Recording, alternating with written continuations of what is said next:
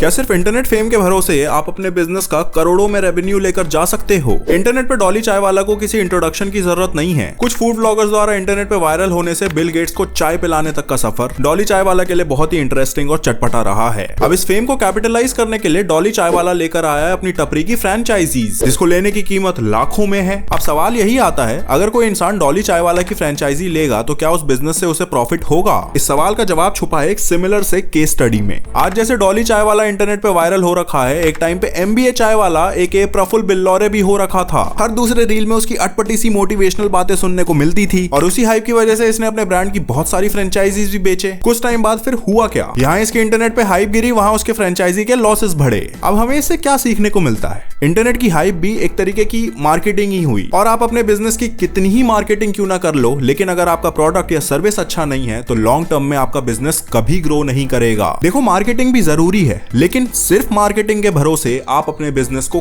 कभी नहीं बढ़ा सकते। दुनिया चाहे कितनी भी मॉडर्न क्यों ना हो जाए, कुछ बेसिक्स कभी नहीं बदलते और बिजनेस के बेसिक्स यही है। अब रही बात डॉली चाय वाला की फ्रेंचाइजी की, तो सवाल का जवाब तो तुम्हें मिल ही गया होगा। बात से एग्री करते हो तो शाम में तो फॉलो सब्सक्राइब कर देना।